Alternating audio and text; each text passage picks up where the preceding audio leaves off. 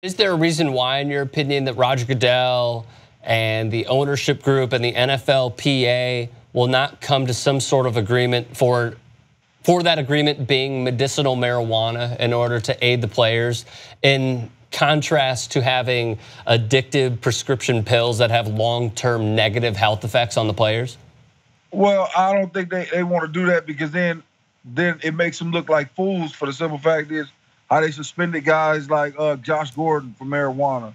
How they suspended guys like Johnny Jolly had other issues. But when you go down the list of guys that lost years and lost credibility over that, I mean, you haven't seen a guy outside of I think the conspiracy theorists on the Brett Favre time where he sat out based on his pain pills. But I mean, nobody's ever been suspended for pain pills. Nobody's ever been suspended for having too many, or nobody. So they don't want to do that. They suspend people for those street drugs. When you think about it, even when you look back at guys that go to the combine and they pop positive for steroids, pain pill, or weed, who's the only guy out of those three that won't get drafted? The weed guy. You see what I'm saying? And you like, well, how is this possible? Steroids, you cheating. The pain pills, you got an opioid addiction. But the weed, because it's always the stigma on who smokes weed. We know this, man. They don't want to say it. They don't want to be about it. But everybody knows. They always look at the brothers and say, "Oh, these brothers smoking weed again." But guess what? The pain pill problem is a what problem? Right, I agree with you. I agree with you. And because of where we are in the United States with regulation and the FDA just wanting to approve certain drugs because of the backers that are going into feeding the political system, like it's a broad spectrum of this entire argument. However, why can't we just start to change the narrative? I mean, we've had former players, current players, even in the NBA, and I know it's different, but Karl Anthony Towns has said that this is something that we should really look into. So why can't the NFL just right their wrongs? Why can't they say that we were wrong about this and just try and not rewrite, but turn a new chapter and just start a new refreshing history of not having players turn to opioids, which again has long-term negative effects on their health and their bodies and their psychology, their mentality, what have you, and just say that it's okay to use marijuana as long as it's in a medicinal light?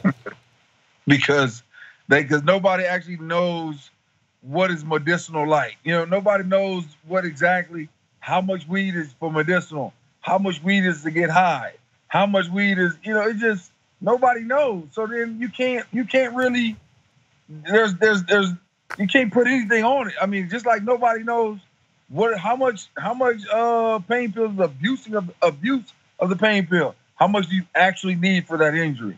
When I go get my monthly pain medication, they give me 90 a month. That's 3 a day. You see what I'm saying?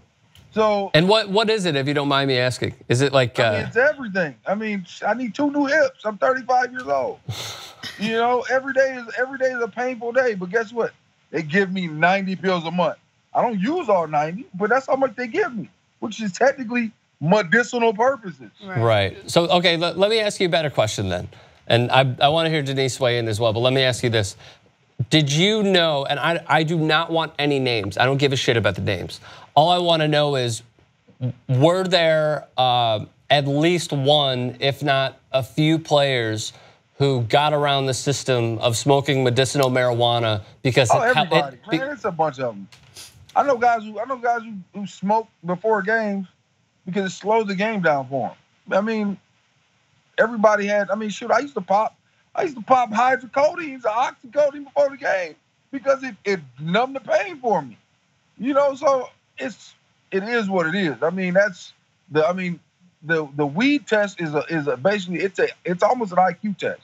When you think about the marijuana test in the NFL, it's not really a marijuana test. They should put IQ test on it because, for one, you know when it's coming. Guess what? If I don't get in OTAs, I'm going to get it in training camp.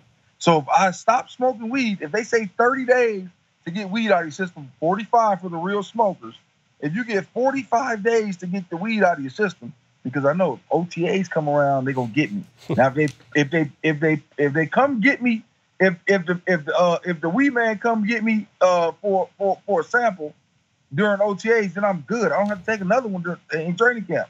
But if you don't take it, then I got to get one in training camp. That tells me I can't smoke for a little bit longer. But you still got fools out here that keep popping positive. Right. But, it is what it is. I mean, for pain medication, listen, I popped a pain pill before every game because it numbed the pain. Especially when I was and if it wasn't a pain medication, I took 4 Tylenol. You know what I'm saying? So, you know what? I need to numb 4 something. Tylenol.